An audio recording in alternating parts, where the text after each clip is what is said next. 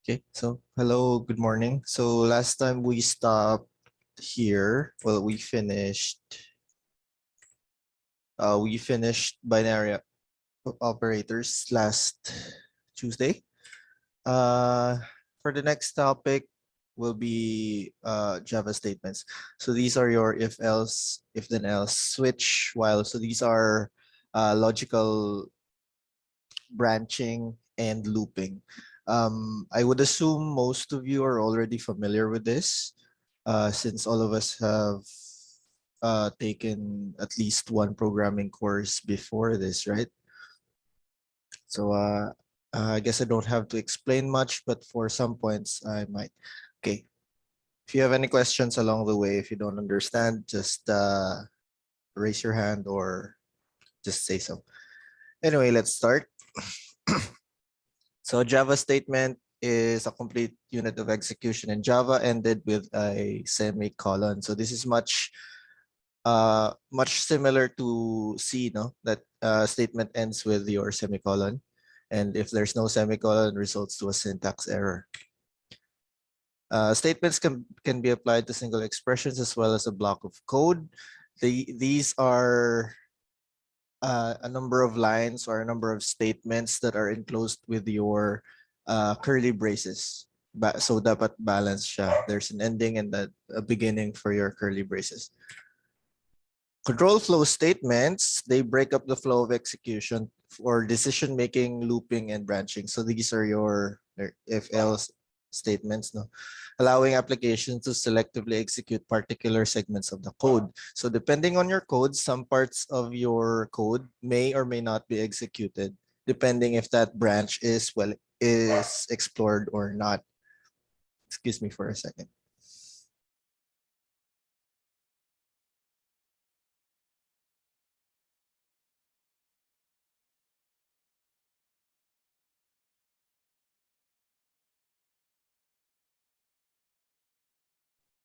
Okay, I'm back. Sorry about that.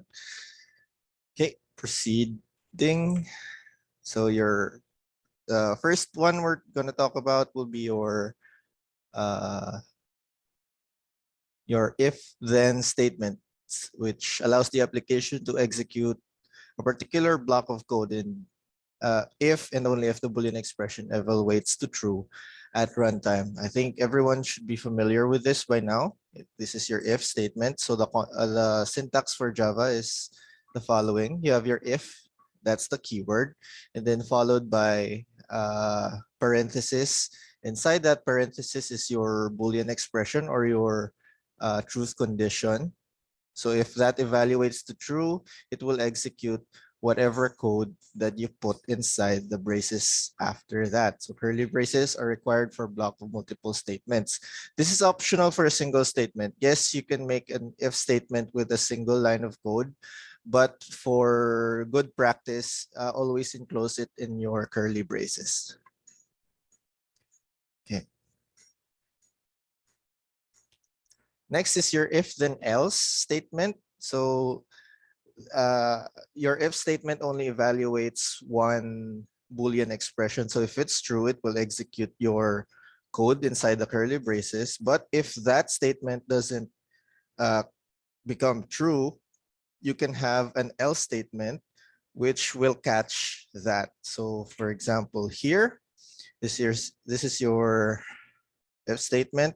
So if this Boolean expression does not result to true, it will not execute this code, right? But if you have an else statement, it will, the flow of the code will go here to your else statement if this is false. So I think that's pretty standard. I think it's the same thing with C.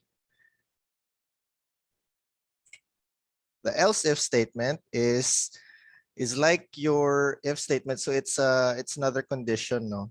It has another condition. So it doesn't just evaluate the Boolean expression. The Boolean expression is not evaluated just once.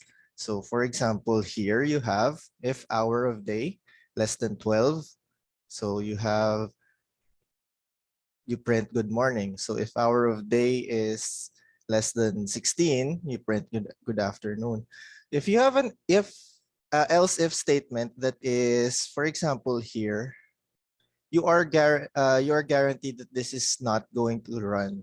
Why? Because if it's less than 6, it will already run here in your if statement, and it will go out of the loop.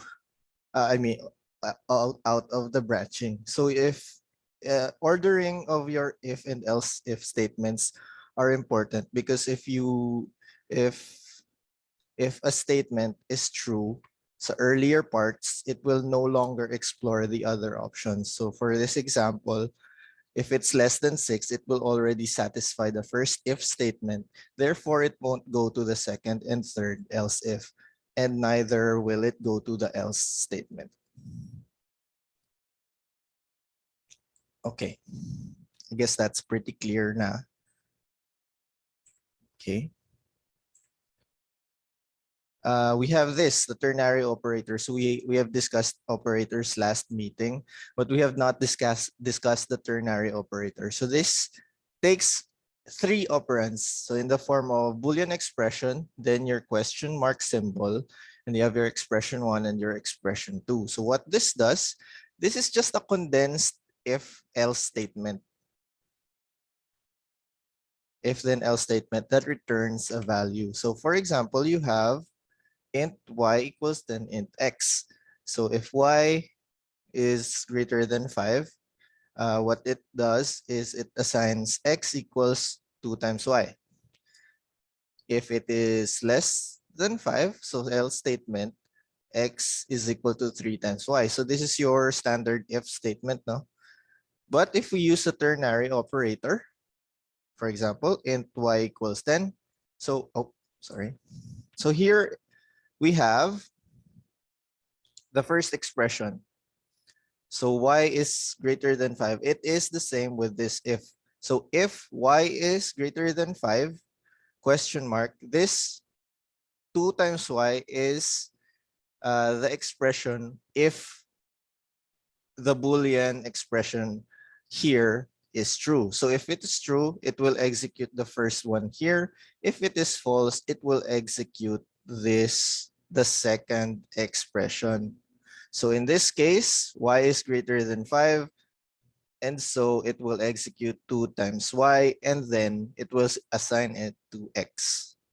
Is it clear, my questions with this ternary operator?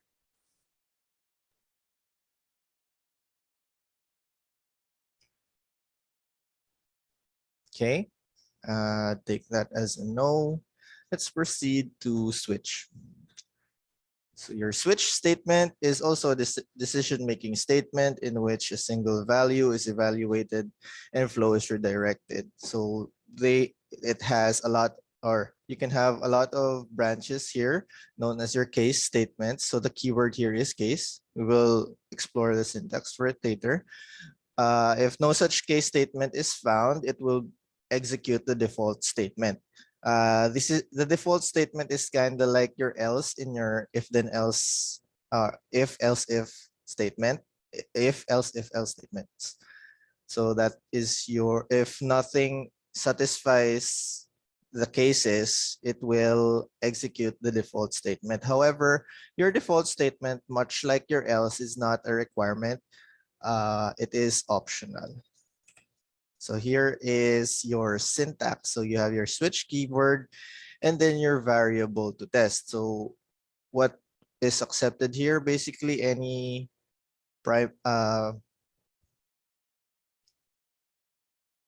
any variable you can have here. So you have your beginning of your curly braces and your ending. And then you have your case statements. So for example here, we can see it should be a constant expression. And then if this is true, it will execute this line of code. You also have your optional break statement. We will explore this more.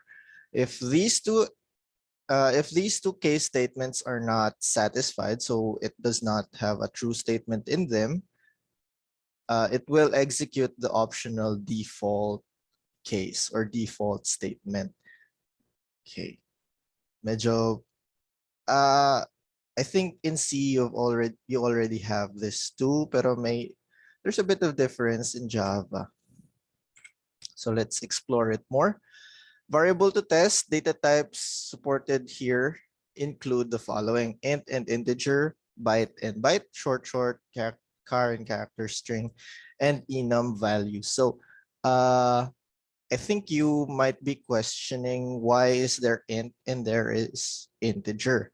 So what we have here, int is your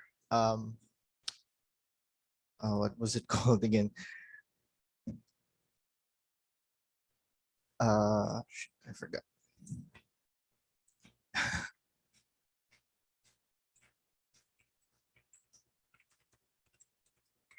Let me look it up for a bit.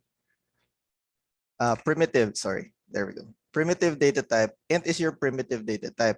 Integer, on the other hand, as you can see, I here is uppercase, meaning it is an object reference. Vale. This is a class or an object, integer type. Same with byte and byte. So this is a class object.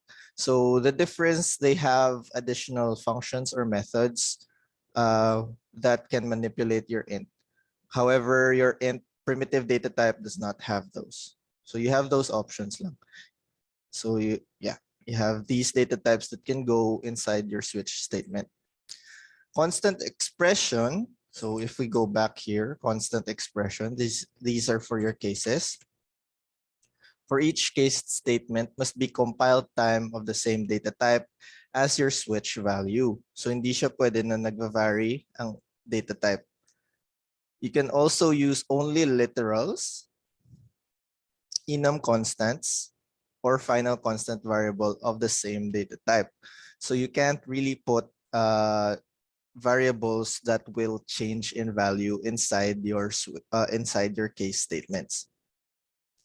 Break is a statement that at the end of each case in the default section terminates the switch statement. So if you leave this break statement out, the flow will continue actually with the next case statement, even if it does not satisfy the condition. We'll see an example of that later. So your default block, again, this is optional. May or may not be at the end of the switch statement. So this is kind of your else block. So it can or cannot exist, but if all case statements before it fails, and if the default block is present, the execution will go to the default block. So this is not a requirement, but it's nice to have. Okay, so we have a sample code here. I think it will be better if I show it to you in VS Code. Okay. Or in an IDE.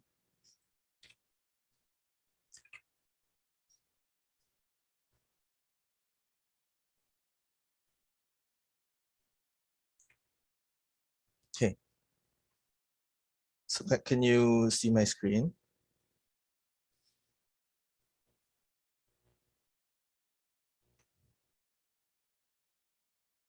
You see my screen, I think. Yeah. Okay. Okay. Thank you, Jeremy. So we have here, I just have a scanner. This is just for input. We have our int3 and our final int4.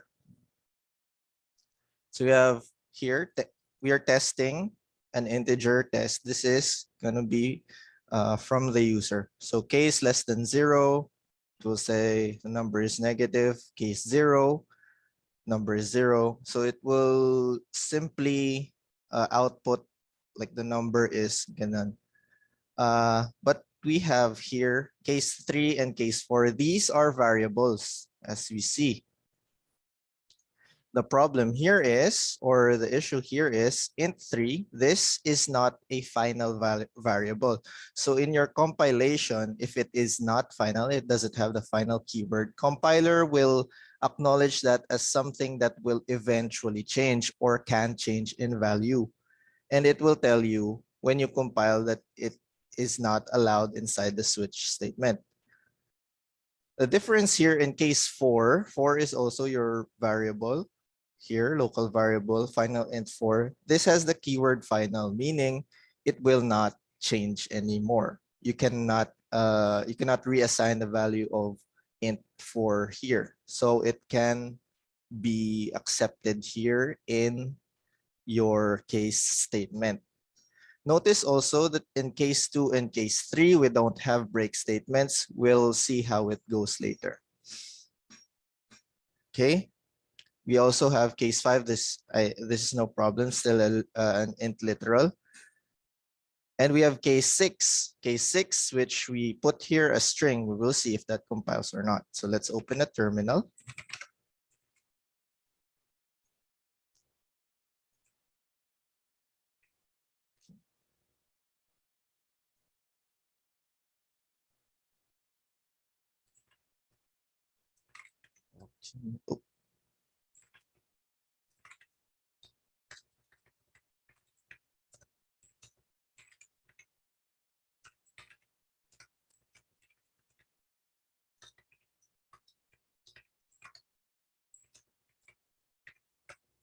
Okay, let's try to compile switch example, let Java.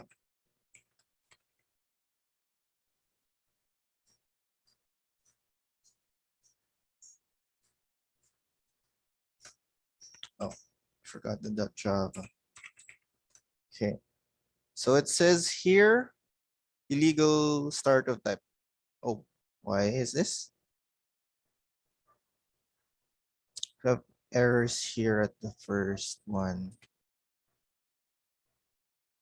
Oh, I forgot to mention.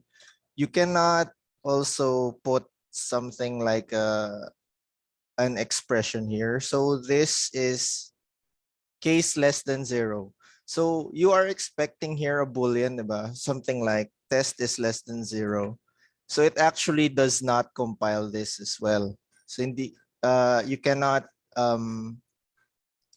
have comparison operators such as less than or equal, greater than in your case statements. So this is also not allowed. Your less than 0 or greater than 0 values also not allowed in your case statement. So what?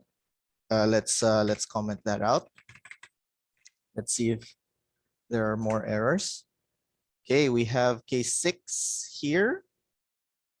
It identifies this as a string, so not compatible with your test, which is an integer. So let's comment that out as well. Take that out. Again, so it identifies now 3. So 3 again, as we saw, this is not a final integer. So when we try to put it inside the case, compiler will say constant expression required. So if we see int 3 here is a variable and it may change in runtime, but the compiler does not like understand the whole of your code. It just thinks that this is a variable. It's not final. It can change. So I will not compile it. So if we change that to final, for example, let's try to compile it again. No more compile errors. Okay. Actually, let's put something in the default block so you guys can see.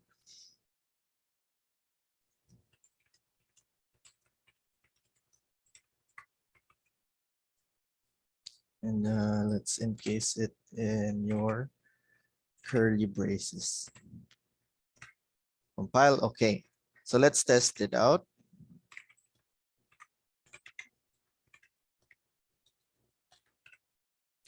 So if we enter 0, so it just returns, it prints the number is 0.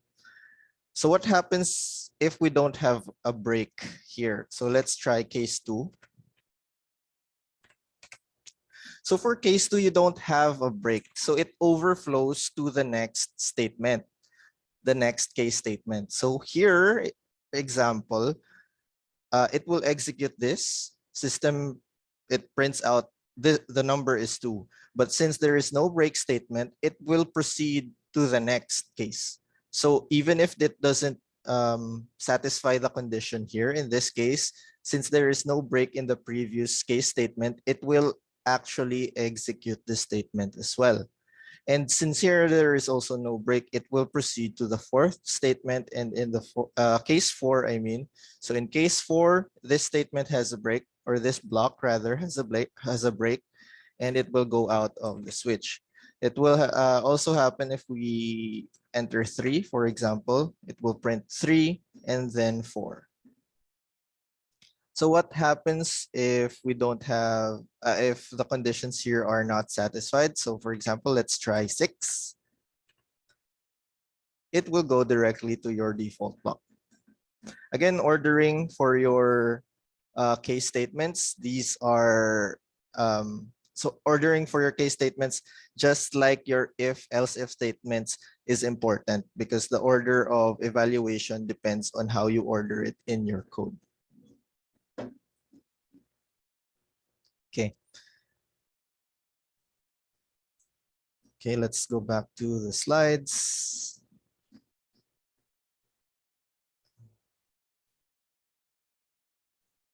So here's just the sample code, no? But we already fixed it.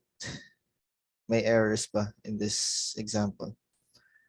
Okay, so that's it for the switch statement. We have next is your while statement. So I'm also assuming everyone is familiar with your while statement. This is a repetition control structure or a loop. So it executes a statement or a code, statement of code, or like multiple statements of codes multiple times in succession. So your while statement requires a termination condition implemented as a Boolean expression. So if it's true, it will continue to loop. If it is false, it will stop your loop. Okay. So for your while loop, the evaluation here is always executed or evaluated. Your Boolean expression is always evaluated before the loop. So every time you start the loop, it will evaluate first. If the evaluation fails, it will not proceed to your while loop. So the syntax here, you have your while keyword. Inside the parenthesis is your Boolean expression. So this is also your termination condition. So if this is false, it will go outside the loop. If it is true, it will continue to loop.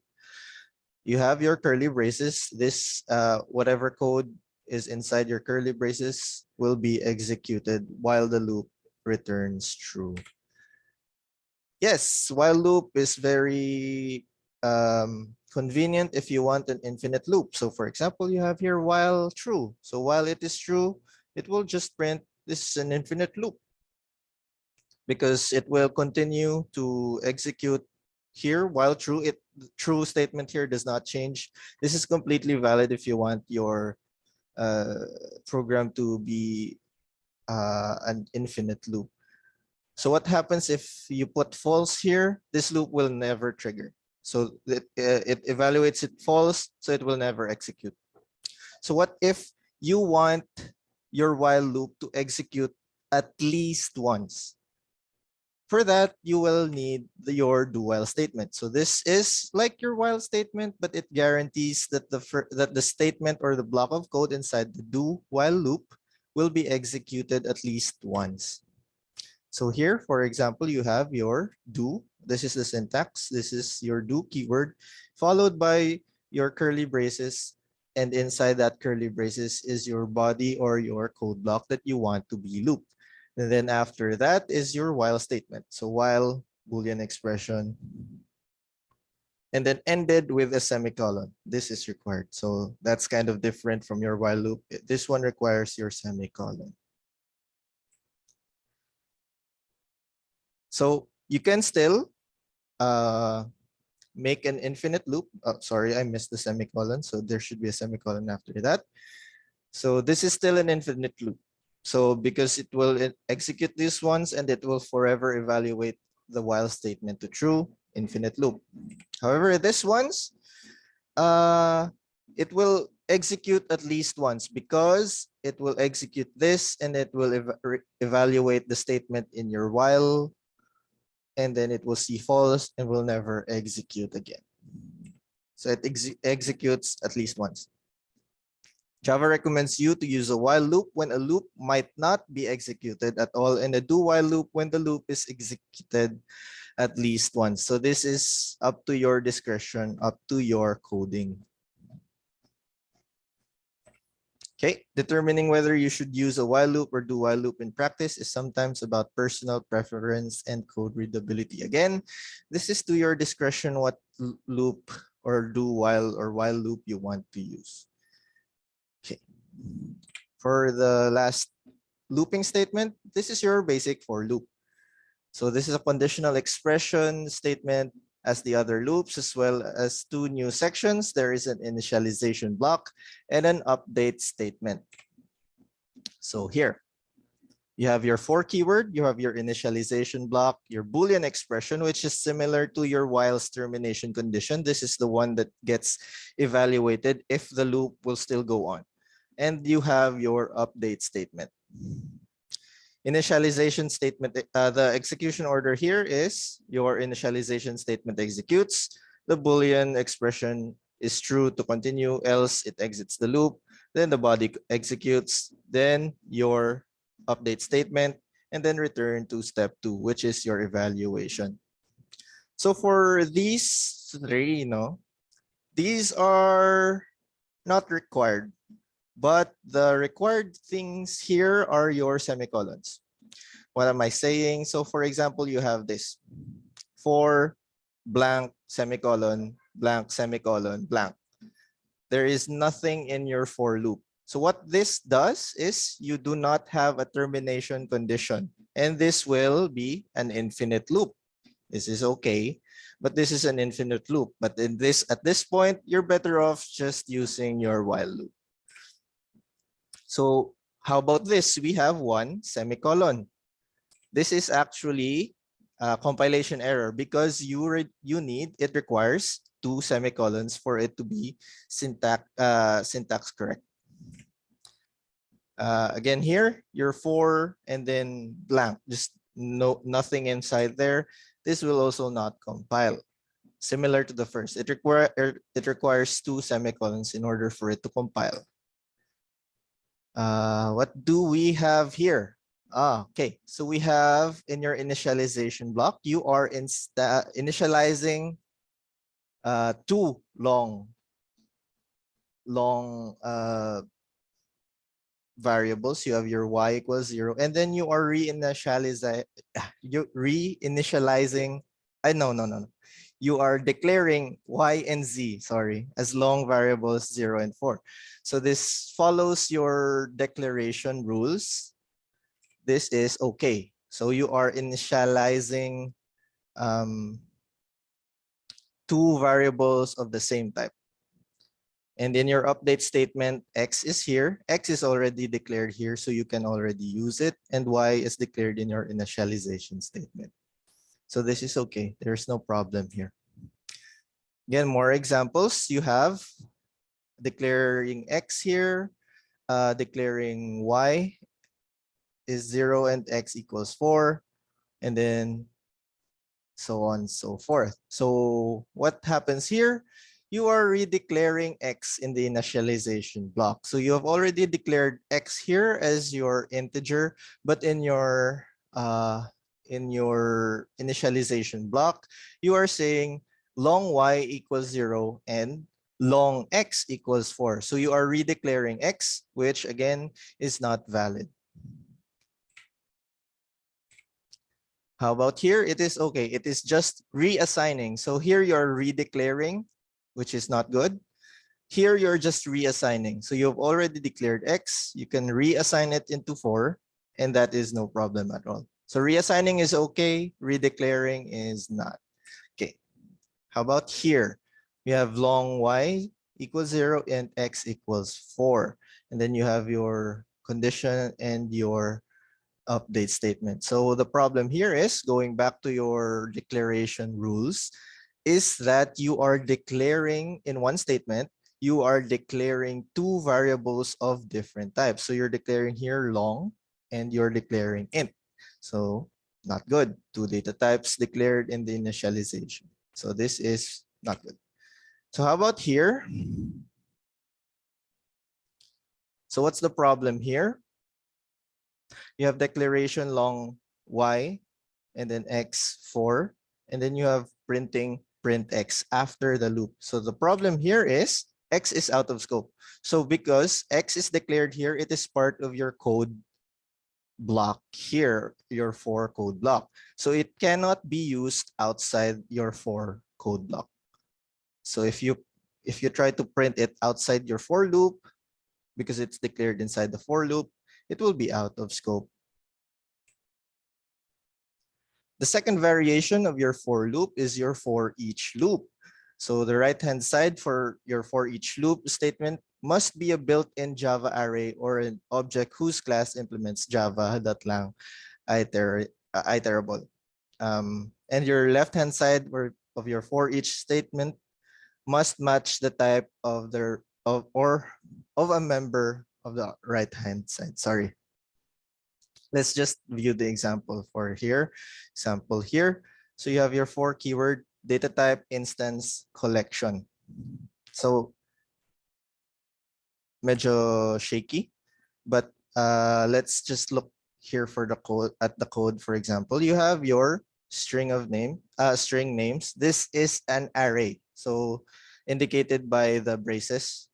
So this is an array and you're creating a new string. So string array, so 3 strings in this array. So your names is an array of 3 strings. No? So your for each statement, so string name, this is your variable type in your left-hand side. So this must match the member variable of the expression on the right-hand side. So your names again is an array of strings, and your name is a string. So it's a member. So what it does is it iterates through the array names, and then it assigns it to your name variable, and then you can manipulate your name variable here. Medyo confusing. Are there questions here for your for each loop?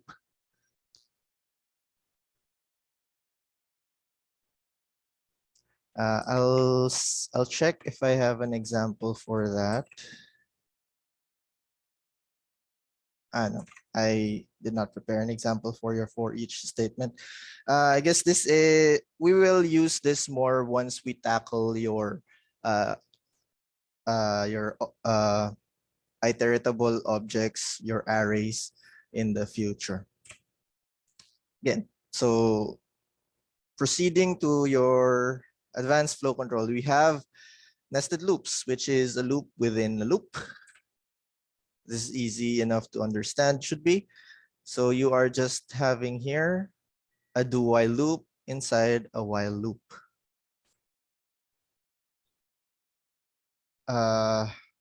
For here, you have your complex array. So it is an array of arrays. It is using the for each statement here. So for each int array, you name your int array, my simple array, it gets its values from my complex array. So the first iteration, it will take this array. And then inside that is another for loop, which just iterates through that simple array that you got on your outer loop. So nested loops again are just loops within a loop. So it is useful if you're evaluating something like this, a complex array, an array within an array.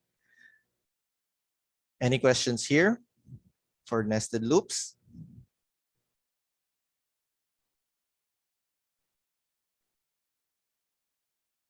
Okay, let's just proceed to the next.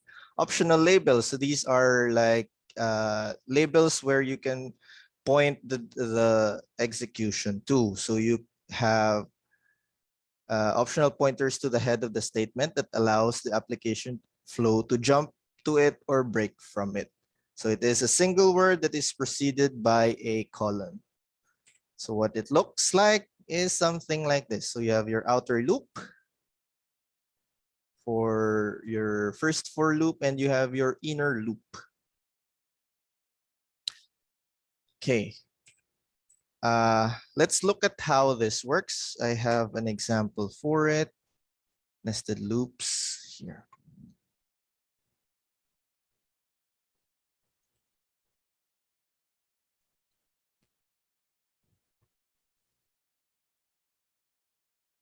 Okay. Oh, wait. No, let's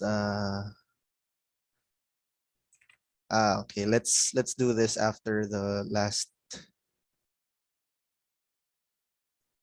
after break statements and continue statements rather. Okay. So your break statement and your continue statement. Sorry about that. So your break statements that appear beside while, do while, it also appears in your case. This will end the loop early. While your continue statement, this causes the flow to just finish the execution of the current loop and then proceed to the next loop. So it skips whatever is after the continue, and then it will just loop again. So for your syntax, you have your optional label for your while, and you have your break here, which also has an optional label. So again, this is optional. You can just do away without this. I will show what the effect of it will be when you use it with an optional label later. So for your continue, again, you have your, it's the same, I know, it's the same, it's the same functionality with your break now. It continues with where the optional label is. Okay, so let's take a look at that example.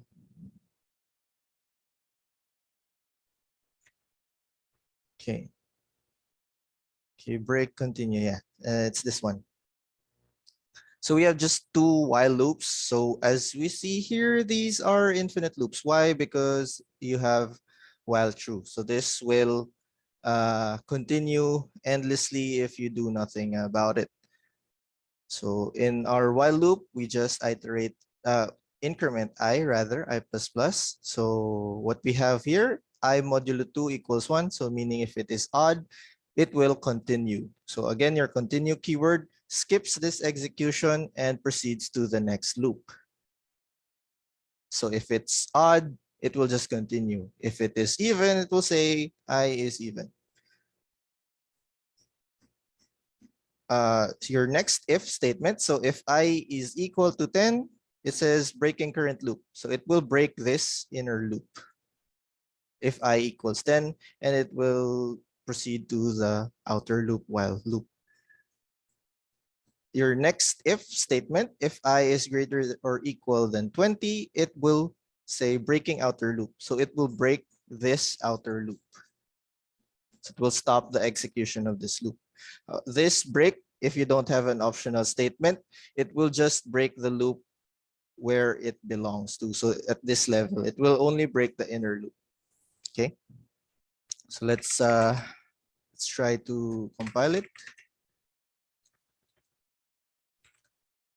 Oh, oh, that Java, sorry. Okay, no compilation errors.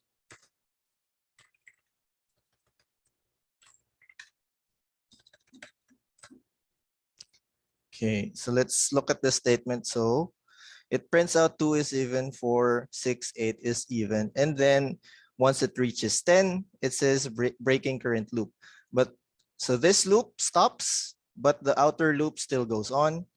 So it will go for another time, another round here, and it will execute again the increment. It will execute again the inner loop. So your inner loop again executes, 12 is even, 14 is even, 16, 20, 18, and eventually 20. When it reaches the point that I is greater than or equal to 20, it says break the outer loop. So it breaks here. It breaks this one. So it stops the execution of this one. And then your code terminates. Gets? Any questions?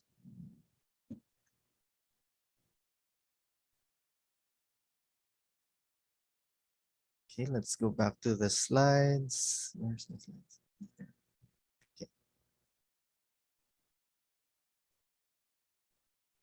Okay.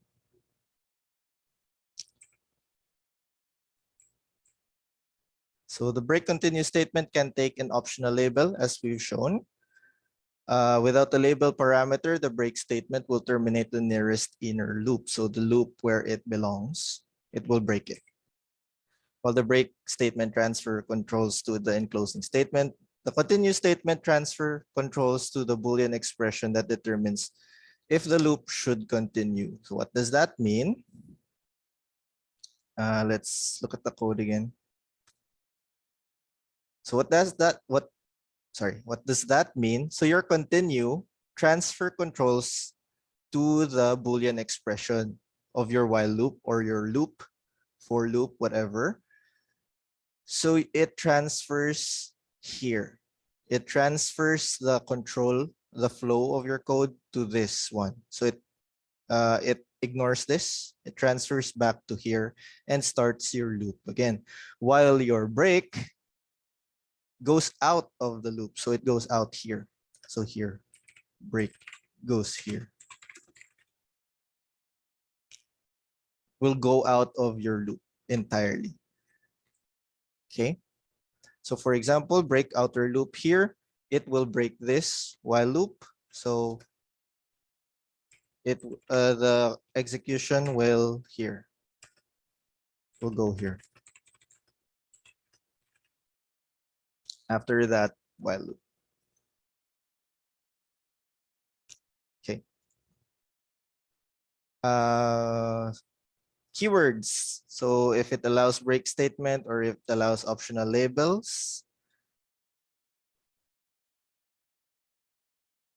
it's just a guide if you can use your optional labels or your break statements. So in your if else statement allows actually labels, but it doesn't, you don't really need a lot of it, or you don't really need it when you're coding.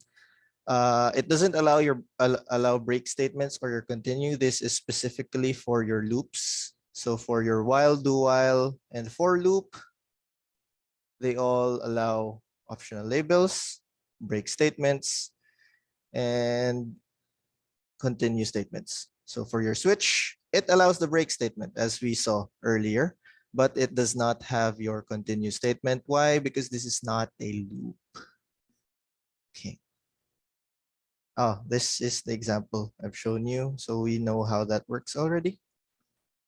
And your resources. So any questions regarding this? Excuse me for a bit. If you have questions, you can send them through chat. I'll be back.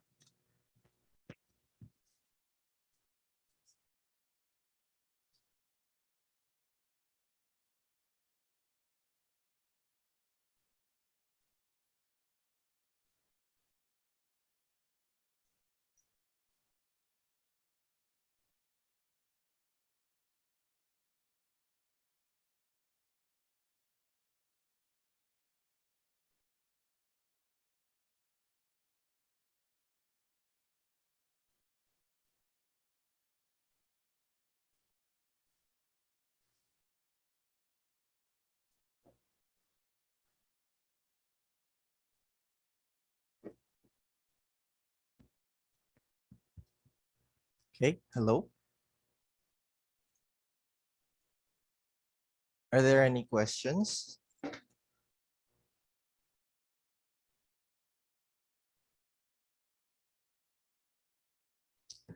Okay, we have my lab class po ba tayo later? Yes, we have. I have another exercise for you guys.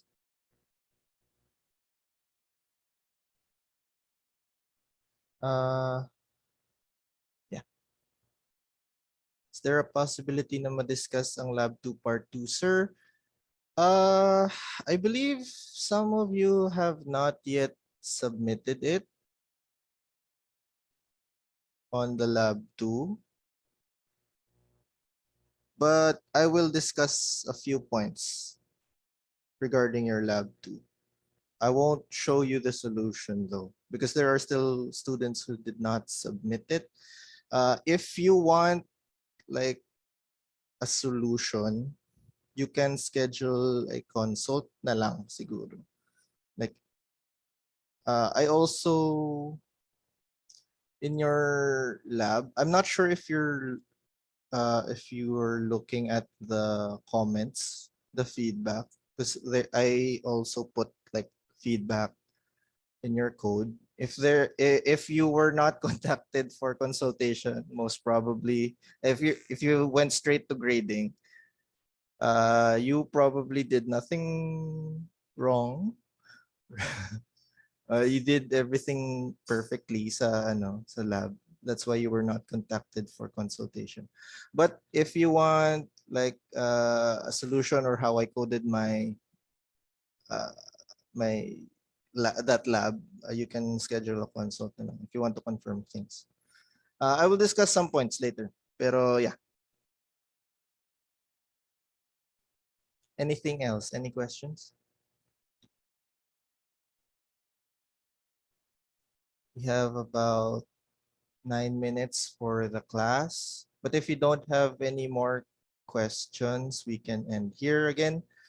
If you want to contact me through Discord or LMS. Discord, I reply faster sa Discord. And then second would be LMS. And then if you can't do those two, you can also contact me through email. It's fu sorry, fuapoyon@up.edu.ph. Yeah. So yeah, if there is nothing else, we can end the class here. Okay, dismissed. Bye-bye. Thank you, sir. Thank you. Thank you, sir. Thank you, sir.